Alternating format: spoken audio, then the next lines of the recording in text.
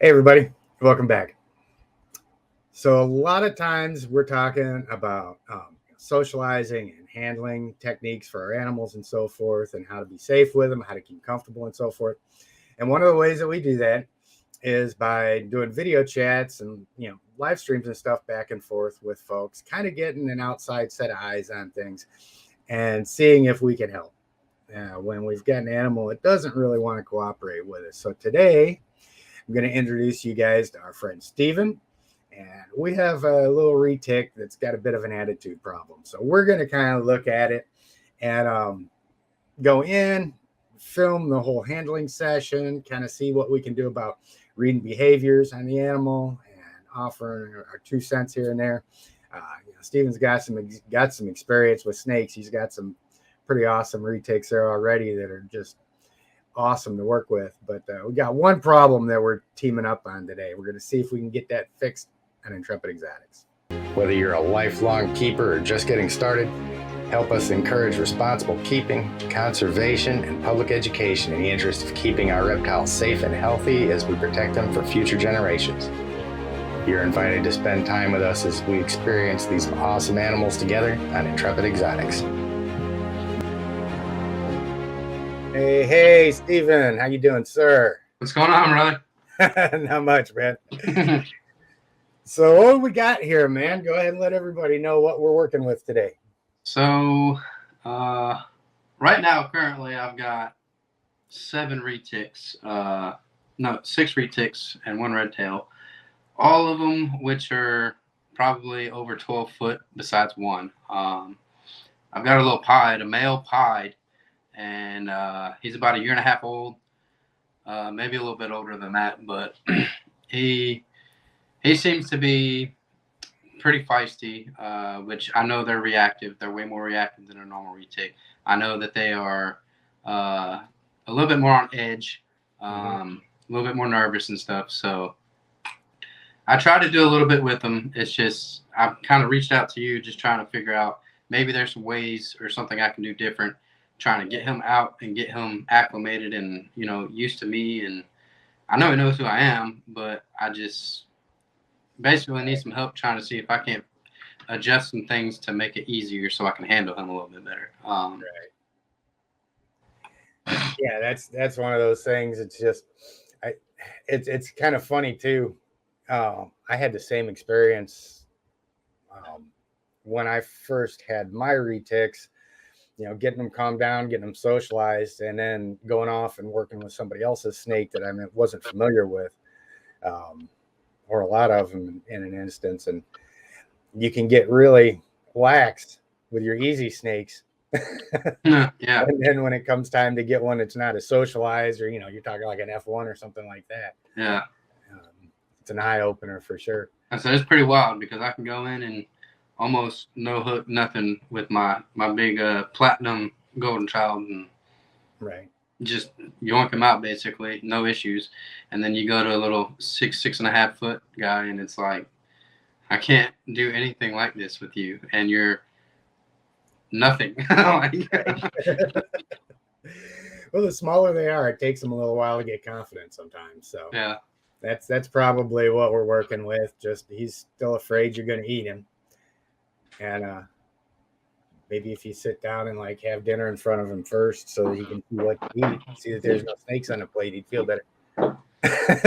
Right. Well, let's take a look at him real quick. So typically, I will end up coming in if I'm going to get him out. Obviously, I'm not going to leave his stuff in there because it's going to be a pain in the butt to try and get him out if he's just going to run and hide behind something else. So obviously, take the lock off first. I'll slide this right side open just because he's on the left side. Take one little piece out here. And then I'll take his water out today as well. Typically I won't, but I'll take his water out today as well. He seems like he's doing okay today because he's not really coming after me. But we'll take that out. And then we'll close this door. Open this one back. And I found a little bit easier to just go ahead and take these doors completely out, because then I can have a full spectrum of an area to work with or whatever. But as I see right now, he's sitting in there. I'm pretty sure he's aware I'm here. Like I said, I don't like to push him too much, because I know he's a pied. He doesn't get handled too much. But from here, I'll go ahead and get him off or out from under this dude. Come here, buddy. Come here, buddy. There it is. And there he is. He's a little spicy, like I said. He's about 1.5 years old. When I got him, he was really, really young. Really malnourished. He had a bad respiratory infection.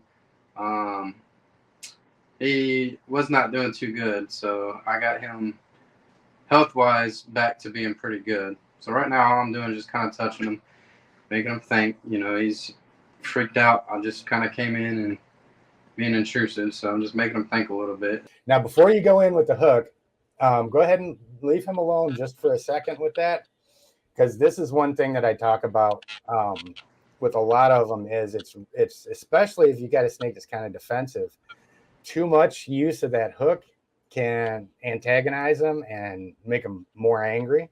Mm-hmm. So typically I try and get that initial thing over with just as quickly as I can, because the whole time here, if he's being defensive, he's trying to figure out if he's going to be dinner or not. Right. That's what his instincts are telling him. And the only way to get over that and to build that trust is to hurry up and get that part of the interaction over with and get them out, get them supported and handled and so forth, so that they can start seeing, okay, the bad part's over with. I'm gonna live. Mm-hmm. So when I go in on a snake that's like this, I use the least amount of hook as I need to, just to get them positioned. So there's not a food response here, so we don't have to worry about that. Right. But what we do have is just a scared snake. So all that hook is going to be is there's a quick tap there, and he's not backing up. He's not looking like he wants to run. So my suggestion would be what I would do, and be prepared to get tagged, because it's see, he's starting to chill out a little bit now. Until you do something else towards him. And that's where it's going to be really important to do it really kind of quick and smooth when we go in there. So what I would suggest is go in there like on the left side of his head with the hook and kind of start pushing him off to the right. And if within a couple seconds he doesn't start to run, then I would just kind of force his body over enough and use the hook to block, and then just reach in and grab him really quick. Right. That's typically what I'll do, because he doesn't back off at all. Yeah. And then the only time he does run is when I actually have my hand on him and I'm already picking him up. That's the only time he actually runs. Right. And then as soon as you get him out, you'll just have to, have enough room there to where you can turn with him and maneuver. If he starts turning like he's going to bite you or something, just keep him supported and try and keep his attention broken, so that he can't really turn around and stress. So does that all kind of make sense? Yes, sir. Cool. So I would give that a try. Like I said, I just go down the left side of his head. If he starts to run, pick him out. If he doesn't start to run after a couple seconds, just kind of push his head over. Okay, go in right now. There you go. When you first go ahead, take him out, drop the hook. Drop the hook on the floor, and then just support him. You've got to support him and make him comfortable. You got to support him right now. He's going to start getting stressed out. There you go.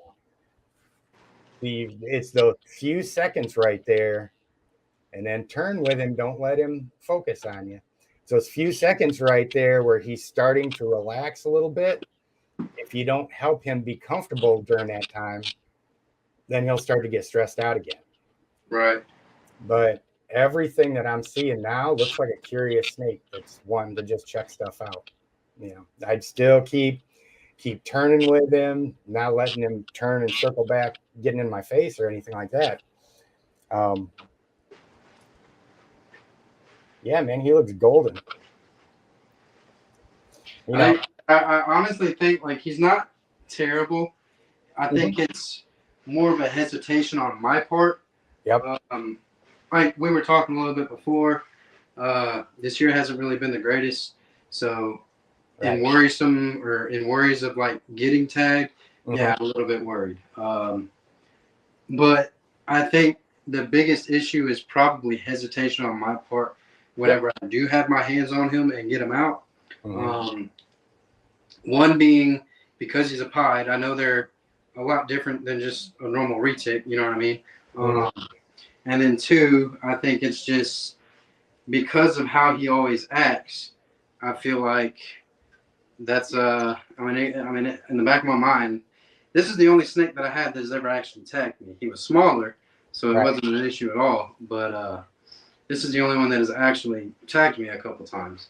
And I think from knowing that he's bit me before is more, no one wants to get bit, you know what I mean? But it's he reminds me a lot of, and it's gonna happen at some point when you have these snakes. So he reminds me a lot of my orange glow phantom that I got recently. He's tagged me before going into the enclosure, and it was because I tried, just going in and malingering in his enclosure longer than I should have. See, that's a comfortable snake right there now.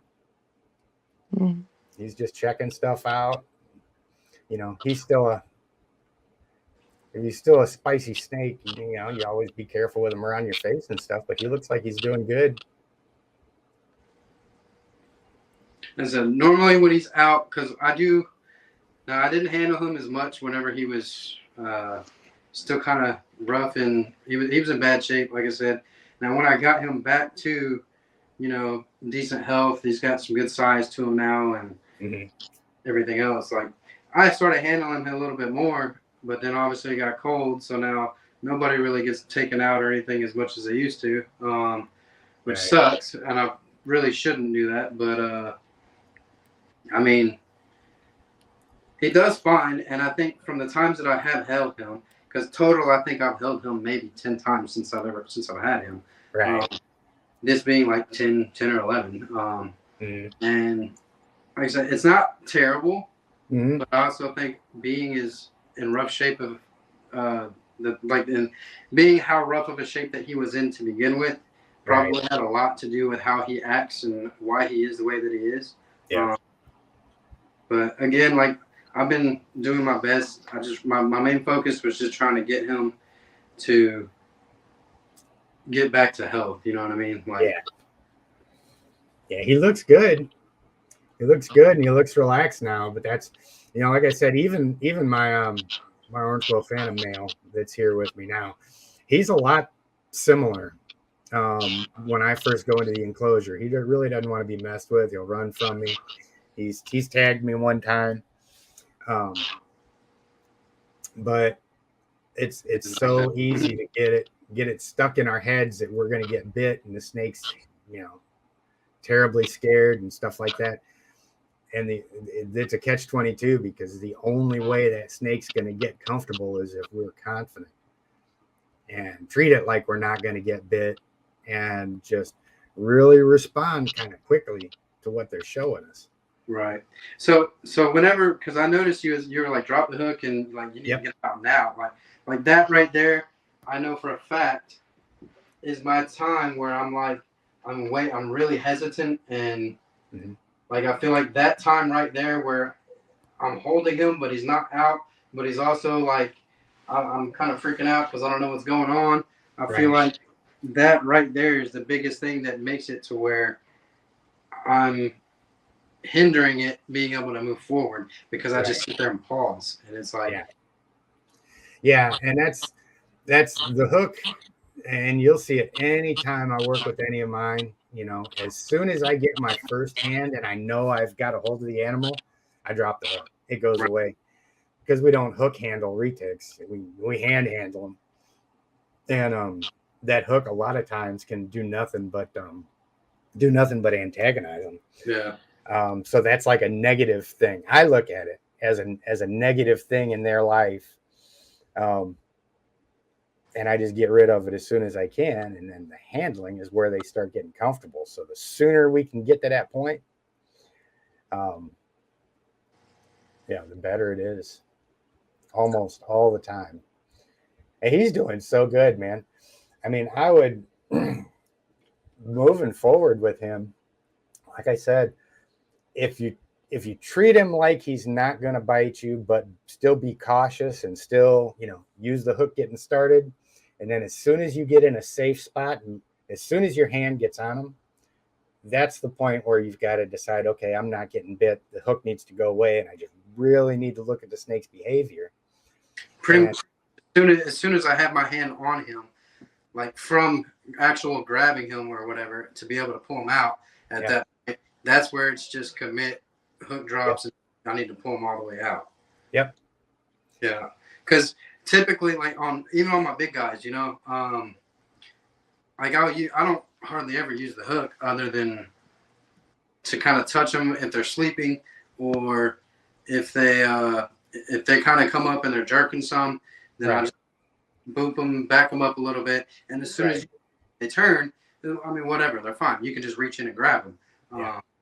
But like I said, those snakes, I mean, I also know, and I've had them for quite a while, and this dude I would like to get to that point, but it looks like you will.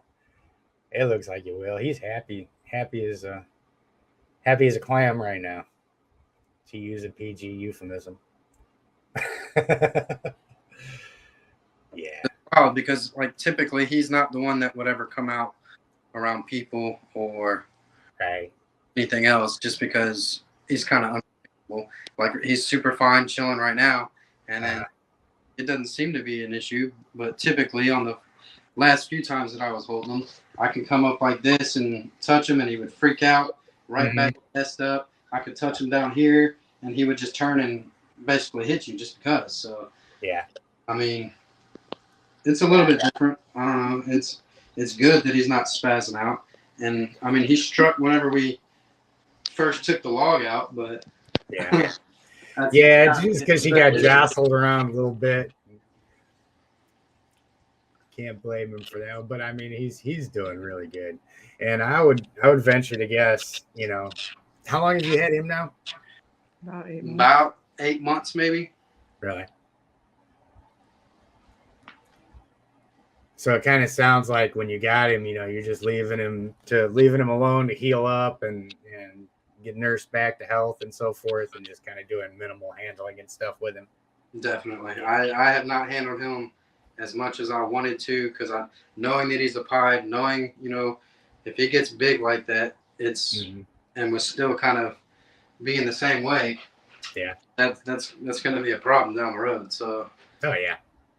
And it took like 3 or 4 months for him to get over the respiratory infection and like start putting body weight back on and stuff.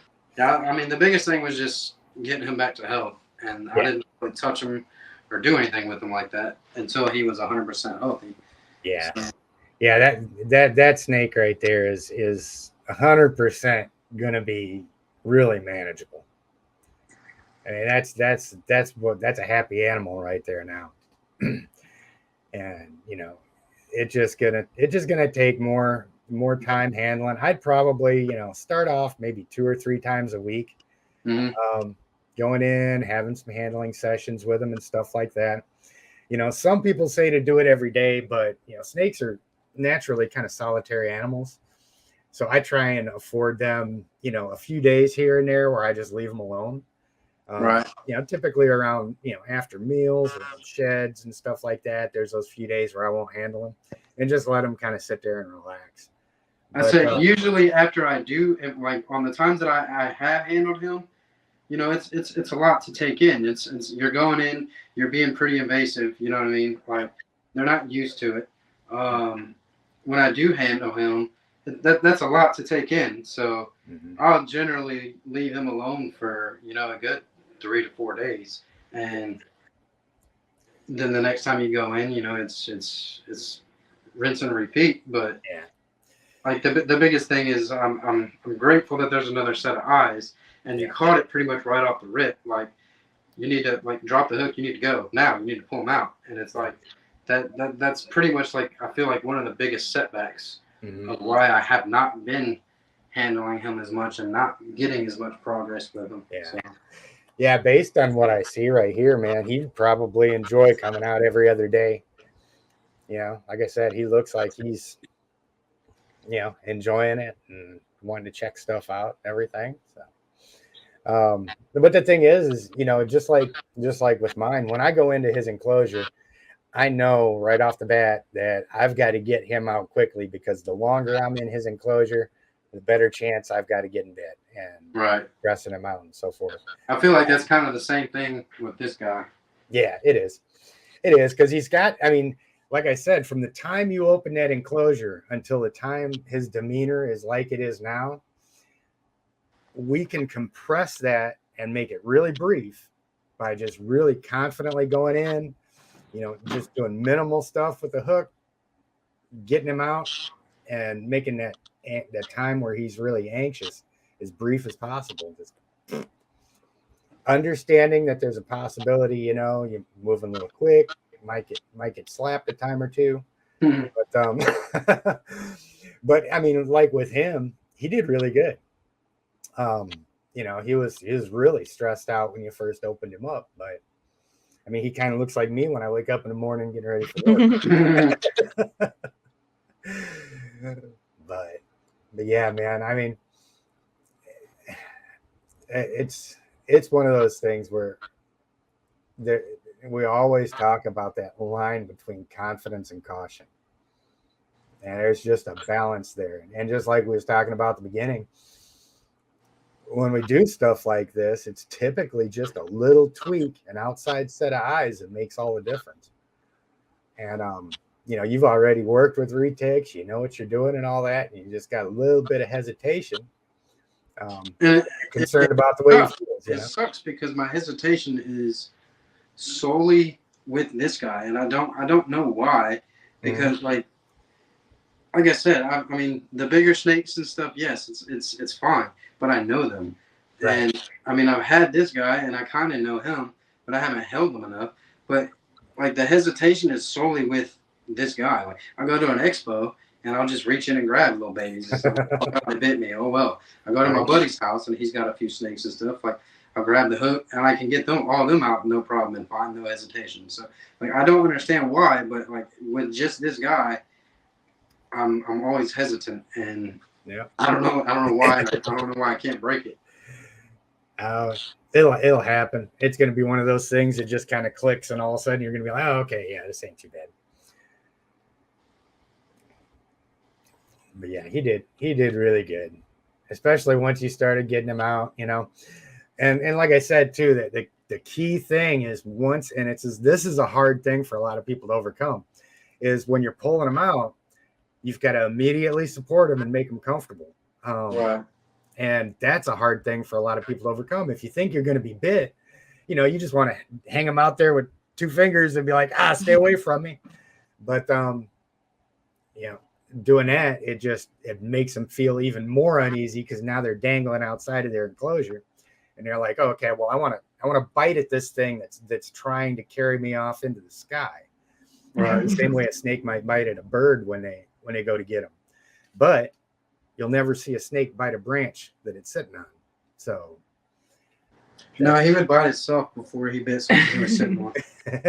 Like before, on the first couple times we held him, like he would be sitting here like this. I'd have him out because he would just spaz out for no reason, and you can literally come up to him and just touch here, and then he would just bite himself just right there for no reason.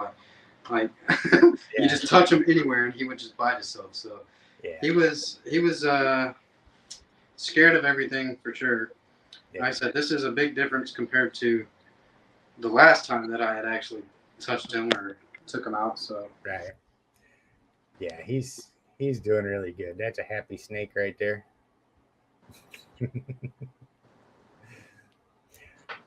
Yeah, man. I mean, you pretty much got it down too. I mean, and of course, once you get him out, and you get him supported, then I could see your confidence kick in. Then you started handling. Once you got yourself into that position, and you've got the snake, it's like, oh, okay, well, this is how I handle. You just got to start backing that confidence all the way up to the moment you open that enclosure door. Just understand it. The quicker you end that anxiety for him, the quicker he'll be happy to be out. Sure. This is one of my easier discussions, believe me. I said I could go show you my male Super purple spicy. albino, and that'd be a totally different story. But I can tell you I would not be pulling him out. Definitely not. Hey, man, we'll work up to it. Maybe we'll I'll tell you what, man, that's one thing I cannot wait for is when I get, because I have no more room for any more big retics here. I try and figure out how I'm going to get another one. I've got a friend that wants to send one out that's kind of spicy that I can start doing handling videos with. And I'm just like, well, where in the hell am I going to put it without selling my bed?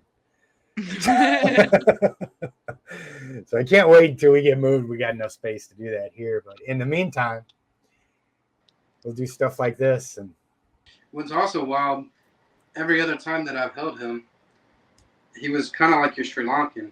He would musk. Every single time he comes out, he would musk.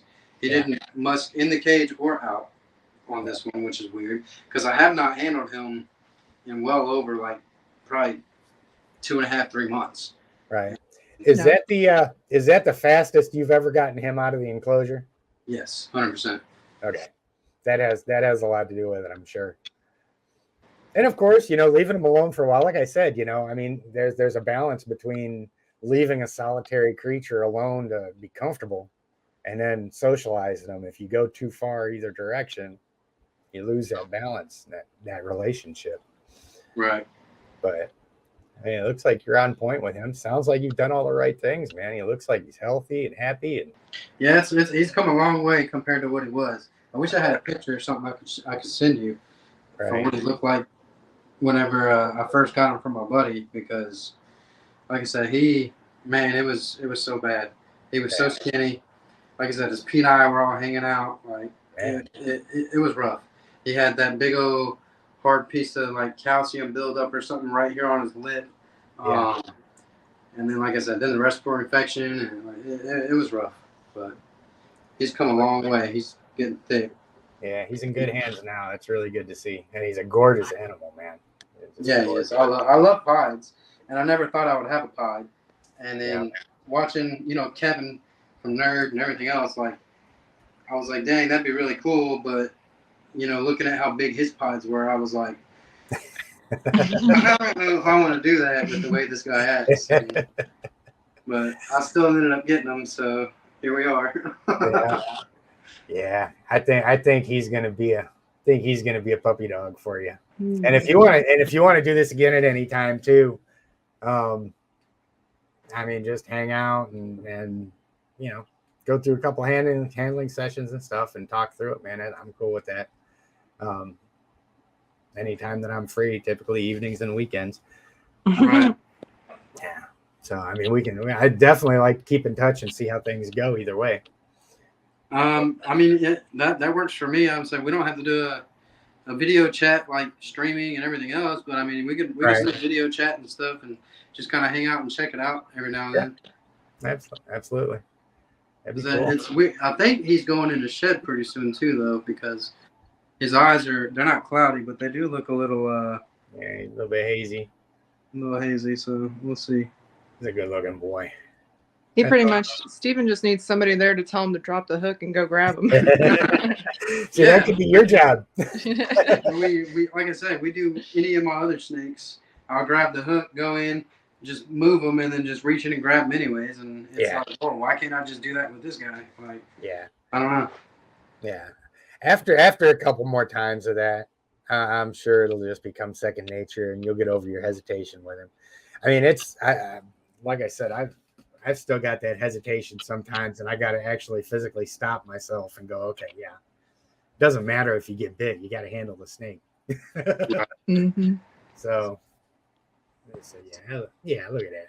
No, he's a little baby. That's a good boy. You just gotta have the better half over there standing there saying, "Okay, drop the hook. Don't forget to drop the hook." All right, like you got him, like pull him out. You see that so often though, because that hook will piss off a snake so quick. Yeah. I could go down there probably with my 16-foot male, and if I went in there and messed with him with the hook long enough, he'd strike at me. Yeah. I can make him strike at me, even with him. And it's, oh my God, is it fun with him? Because this dude down on the bottom, he is tolerant of the hook. He does not like it, but he'll buck like crazy. If you don't use the hook to just like wake him up or something, and you keep doing it and then antagonize him and everything else, and he gets severely pissed off really quick. So with him, you pretty much gotta touch him, wake him up, cool, yoink him out. Otherwise, he's gonna be pissed off. So yeah. I'm pretty sure You do have some gorgeous animals there, and that's going to be the same thing with him too, man. You just got to go in there and just absolute minimum with that hook, and then just enough to keep yourself safe. You know, make sure that there's no food, and you know you can. One thing about, and you know, this is kind of for the benefit of folks watching. If a snake strikes at you like that, and they're coiled up just like he did at the beginning, that's not a food response. That's a defensive position he was in. So you don't have to worry about breaking a food response because there's not one. Now all you got to worry about is how you're going to get them from that scared state and get them supported and get them interacting and get their mind working, and get them calmed down like that. Now is one thing with Bob. You know, even the first few handling sessions with my Sri Lankan. Cool. Yeah, well, maybe we'll just touch base next weekend, see how he's doing, and we can, you know, for everybody that follows this and is interested, we can bring it up on live streams and stuff and see how everything goes and all that. But yeah, man, you got any last minute questions or comments or anything like that before we head out? Yeah, what should we name him? I tell you what, I'll bring this up on live stream tonight, and we'll see if somebody will. Gives a good suggestion. You're gonna be live streaming on YouTube or what? Yeah. 8 o'clock Eastern time tonight. Actually 8 o'clock Eastern every Saturday, except on the rare occasions where I might go on a little bit earlier. But I try and do a live stream every Saturday night, just kind of keep in touch with the community and stuff like that. So. Well, you'll see us in there later on tonight then. He's like a little puppy dog now. Right. I think honestly, this is probably the closest I've gotten to him. Yeah. Is after he bit Steven, I was kind of freaked out, and I haven't been bit by any of them, so I'm like, I'm gonna keep my clean record here. Yeah. I mean, you know, it's the same thing with our kids. You know, when they're babies, if they bite us, we just can't throw them in a closet and ignore them. This is true. I've been bit by dogs and stuff before, and it really hasn't like scared me off the way that I guess getting bit by a snake would. And a dog bite is way worse than a snake bite. Yeah. It's just ingrained into our psyche through evolution to be terrified of snakes. That's why so many people are. But yeah, this guy, you can't get too much more chill than that. Yeah. I'm literally like right up in his face. Oh yeah. I said typically he kind of freaks out from that too. Like he's not really worried about anything. Yeah. Maybe he knows he's on TV. He's like, man, the world's watching. I better not make an ass of myself. Like, I'll behave for you today. Nice. All right. And another thing that we're tempted to do sometimes is to tap their tail to get it to go into the enclosure, but especially at the beginning stages, that's bad. Okay. Right. I had to remind myself of that with Bob because the first time I went to let him go back into the enclosure, I tapped his tail and it freaked him out again, and he turned right back around at me. Here goes.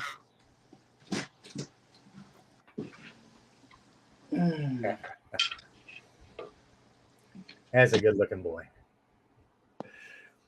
Well, cool, man. I really appreciate it, and I appreciate you letting me film this and put it out there. And No problem at all. Like I said, I like constructive criticism. I like, if I'm doing something wrong and someone calls it out, like I don't mind being wrong if there's a better way to do it or something else. Like I'm all ears because I feel like you can't really learn enough with retics because they're far too intelligent and there's so much going on with these guys that I want open to every ounce of information that there possibly is. So it's man, you run the whole gambit with retics. They can be the easiest snake you've ever had or the hardest snake you've ever had. Right. And that's one thing that some people run into is they get retics that just got great personalities and they're chill and all that stuff. And then you get one that's a little spicy. You're like, wait a second, this is a whole different animal. This doesn't work the same as the other ones. Right. So it kind of seems like that's what we're dealing with here. And I mean, like I said, man, you're on point. Just gotta, all the stuff we talked about. I think he's going to be happy. I think you guys are going to be golden. You said you could pretty much tell, like, you could tell kind of like when my Zen, I guess you could say, kicked in. Yeah. Like, pulling them out and everything else, obviously was like, But then, I mean, I'm comfortable handling every single one of them whenever they're out, right? Except for my purple albino. He's a different story. That's a completely different snake, and he's been traumatized and everything else. But everyone, for the most part, though, like almost any snake, I'm comfortable handling outside of the enclosure. In the enclosure, they all know it's their safe space. They all know, like, I'm good in here. Like, you can't hurt me. You can't do nothing in here. Like, I'm okay. So outside of the enclosures, yes, I'm 100% comfortable. Yeah. But like I said, man, it just looks like, a little hesitation with him because he's kind of a problem child, had a rough life so far. But like I said, man, once you got over that initial thing, you're on point. Yeah, it's not like you seem comfortable handling him and all that stuff. And he seemed comfortable with it, so should be good to go.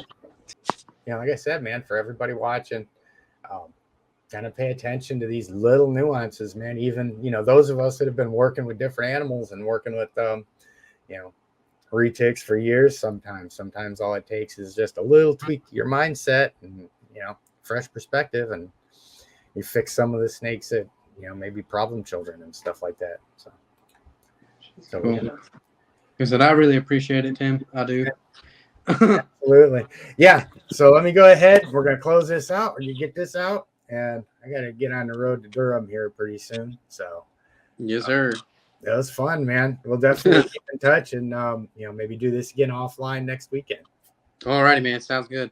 Cool. We'll see you guys on the live stream tonight at 8. All righty. Take care.